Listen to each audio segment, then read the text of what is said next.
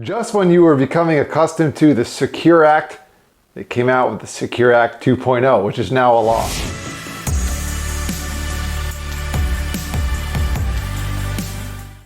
I'm Bob DePasquale from Initiate Impact Virtual Family Offices, and today we're going to be talking about some of the most important points of the Secure Act 2.0. Let's get started. The original Secure Act was supposed to address the retirement crisis, and recent studies have shown that 50 to 55% of Americans have expressed concern that they'll be able to live the same lifestyle during retirement as they did during their working years. Some of the topics that the original act addressed were delaying required distribution amounts from IRA accounts and also the stretch provision on inherited IRAs. And from an employer perspective, there's quite a few incentives that encourage employers to help employees save for retirement. So let's get to the things related to the 2.0 version. The first one is delaying those required distributions from retirement accounts from age 72 all the way up to 75 over a 10-year period ending in 2032. The second thing is increasing catch-up contributions to retirement accounts for workers aged 60 to 63. By 2025, that will be $10,000. And the simple IRA contributions have also been increased. That will be at $3,500 per year. Number 3 is an interesting one for people that are making student loan payments. They can count those as matchable contributions to retirement plans. So they can make their payment to pay down their loan, and then their employer would have to match it as if it was a contribution to the retirement account. Nice benefit. Number 4 is for long-time part-time workers. If you've worked for 500 hours in any 2 consecutive 12-month periods, then you'll be eligible to participate in a company's 401k plan.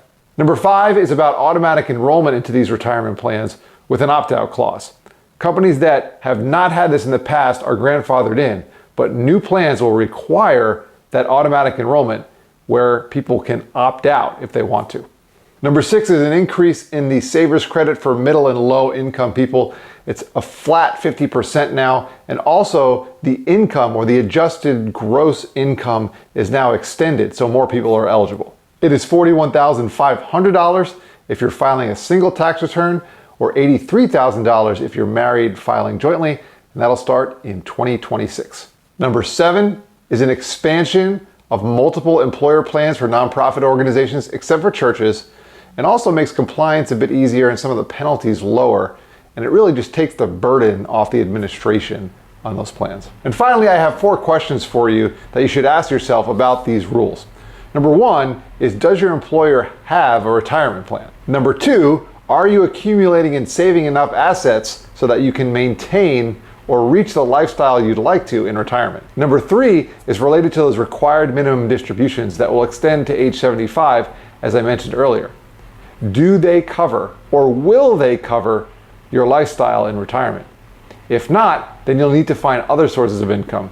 If so, and it's over and above, you might have some extra dollars that maybe you could be charitable or generous with. Initiate impact. And number 4 is somewhat related to number 3, is will you have additional retirement savings? So not specifically the income, but just the amount of capital that you'll have. Will it be enough to cover? And if it is, what are you going to do with those extra dollars? How are you going to transfer them to the next generation? Or how are you going to make an impact with what you have and what you've worked hard for to earn? All in all, making retirement decisions can be tough in the moment, but you can do your best to be prepared. So look at your projections. Determine if you maybe need to work a little bit longer or earn a little bit more, or maybe you can just save a little bit more, and that will help you reach your retirement goals. I'm Bob DePasquale from Initiate Impact Virtual Family Offices, wishing you a generous rest of your week.